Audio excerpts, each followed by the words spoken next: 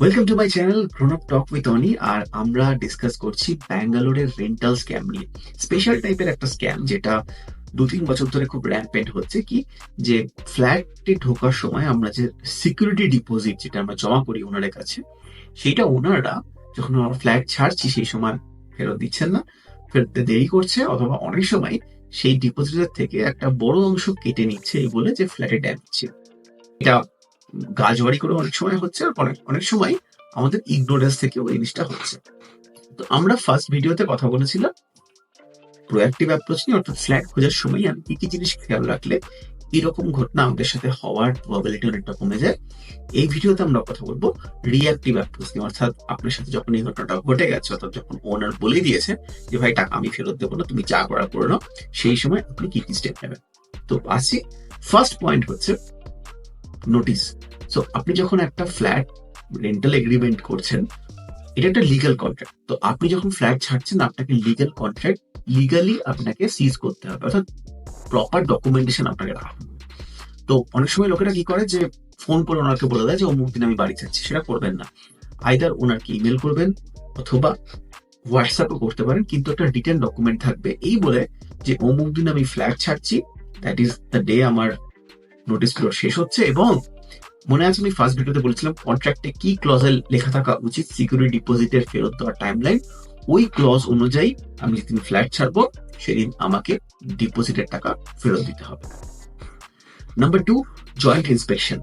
Flat ছাড়ার আগে আপনি ওনারকে বলবেন যে আপনি ফ্ল্যাটে আসুন, আমি যেদিন আপনার ফ্ল্যাটের সমস্ত জিনিসপত্র আপনি খালি করে দেবো সেই ফ্ল্যাটে আপনার সামনে জয়েন্ট ইন্সপেকশন হবে।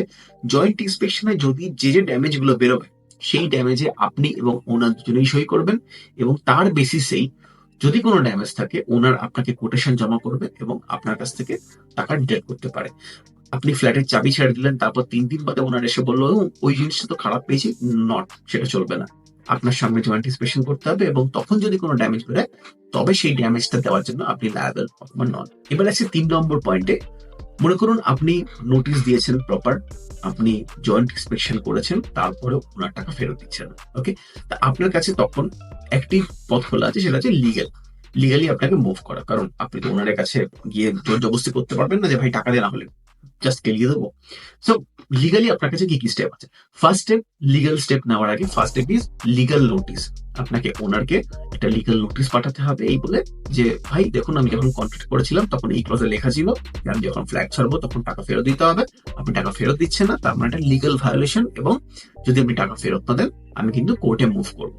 তো এই লিগাল নোটিস দেওয়ার জন্য যে কোনো একটা সিভিল লয়ারকে ধরতে হবে আপনাকে, এবং সিভিল লয়ার আপনাকে মিনিমাম ব্যাঙ্গালোরের মতো শহরে 2500 থেকে 3000 টাকা নেবে। বেশ কয়েকটা ফর্মে খোঁজ নিয়ে দেখেছি। এটা একটা অল্টারনেটিভ আছে ফ্রিতে, দ্যাট ইজ চ্যাট জিপিটি। আপনি না বুঝেই গেছেন আপনারা যে আমি চ্যাট জিপিটির বিশাল বিশাল ফ্যান। তো চ্যাট জিপিটিতে আপনি কন্ট্রাক্টটা আপলোড করে দেবেন, আপলোড করে দিয়ে বলবেন যে ওনার টাকা ফেরত দিচ্ছে না, prepare legal notice. Chat GPT সুন্দর করে লিগাল নোটিস দেবে, এবং আমার বোনের ক্ষেত্রে আমি তাই করে উইথ প্রপার ক্লজ দিয়ে একদম সুন্দর একটা প্রফেশনাল লিগাল নোটিস বানিয়ে দেবে।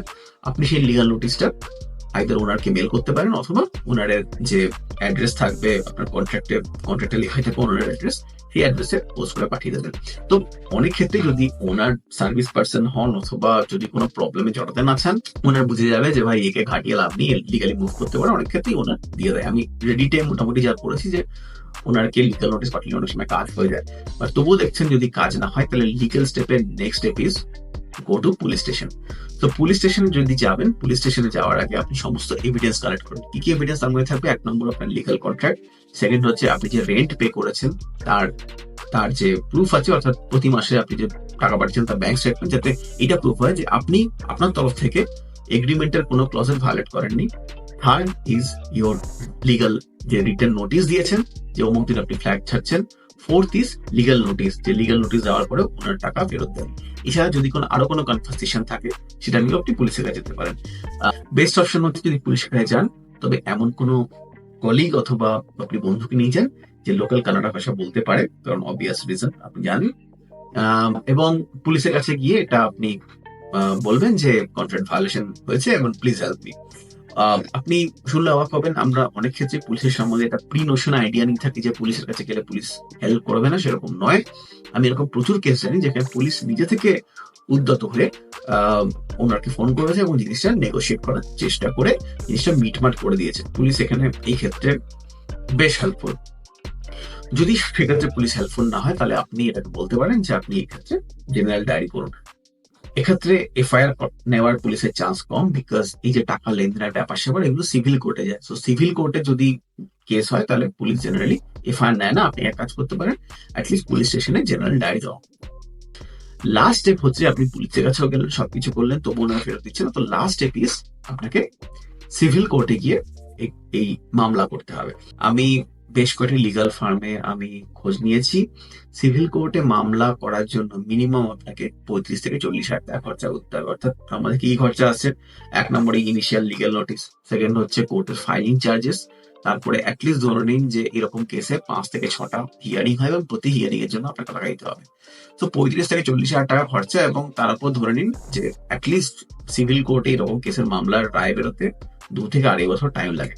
তো সেই সময় এবং সেই অর্থবল যদি আপনার থাকে তবেই মাত্র সিভিল কোর্টে মুভ করবেন। না হলে আমি বলবো যে লিগাল কেসে জড়ানোর আগে সমস্ত অপশন গুলো এক্সস্ট করে তবেই লিগাল কেসে যাবেন। এবার আসছি last but most effective point. মনে করুন আপনি আন্দাজ করে নিয়েছেন যে ভাই ওনার কিন্তু আমাকে টাকা দেওয়ার জন্য ঝোলাবে, অথবা আপনি পুরনো টেনেন্ট, আমি বলেছিলাম ফার্স্ট ভিডিওতে অলওয়েজ টেনেন্টের সাথে কথা বলবেন, পুরনো টেনেন্টের সাথে কথা বলে অথবা আরো মোটামুটি আন্দাজ করে নিয়েছেন যে হয়তো ওনার ঝোলাতে পারে। সেই সময় বেস্ট কেস হচ্ছে আপনি ধরুন 3 মাসের ডিপোজিট জমা দিয়েছেন। ব্যাঙ্গালোরে আপনি জানেন এমনিতেই 1 মাসের টাকা আপনাকে দিতে হয় বাড়িতে পেইন্ট করার জন্য। বেস্ট অপশন, কোনো ঝামেলা না জড়িয়ে হচ্ছে 2 মাস আগে থেকে বাড়ির রেন্ট দেওয়া বন্ধ করে দিন। আপনি যখন মোটামুটি বাড়ি খুঁজছেন, জেনারেলি নিয়ম হচ্ছে 1 মাসের নোটিশ দেওয়া, আপনি 2 মাসের আগে থেকে নোটিশ দেওয়া বন্ধ করে দিন। ওনাকে বলে দিন আমি 2 মাসের মধ্যে ফ্ল্যাট খুঁজছি, কোন রিটার্ন নোটিশ দেবেন না, জাস্ট ওনাকে ভার্বালি বলবেন যে আমি 2 মাসের মধ্যে ফ্ল্যাট ছেড়ে দেবো, আপনি আপনার সিকিউরিটি ডিপোজিট থেকে এটা অ্যাডজাস্ট করে নিন। তো যদি আপনি অন্য শহরে যাচ্ছেন অথবা বুঝতে পারছেন যে হ্যাঁ ওনার চলাতে পারে, সেই সময় লিগাল কেসের ঝামেলা একদমই নেবেন না, কারণ অন্য শহর থেকে লিগাল কেস সিভিল কোর্টে কেস করা প্রচন্ড বাজে নোংরা ব্যাপার। সেক্ষেত্রে বেস্ট উপায় হচ্ছে 2 মাস আগে থেকে রেন্ট দেওয়া বন্ধ করে দিন, সিকিউরিটি ডিপোজিট থেকে কেটে নিন, ওনার কাছে কোনো লেভারেজ নেই, আপনি টাকা দিয়ে ল্যান্ড করতে করতে ফ্ল্যাট ছেড়ে। তো এই হচ্ছে 5খানা স্টেপ আমি বললাম। যদি আপনার ভালো লেগে থাকে অবশ্যই ভিডিও লাইক করবেন, শেয়ার করবেন এবং সাবস্ক্রাইব করবেন। কেমন লাগলো ভিডিও জানাবেন। থাকুন রক টক উইথ অনি।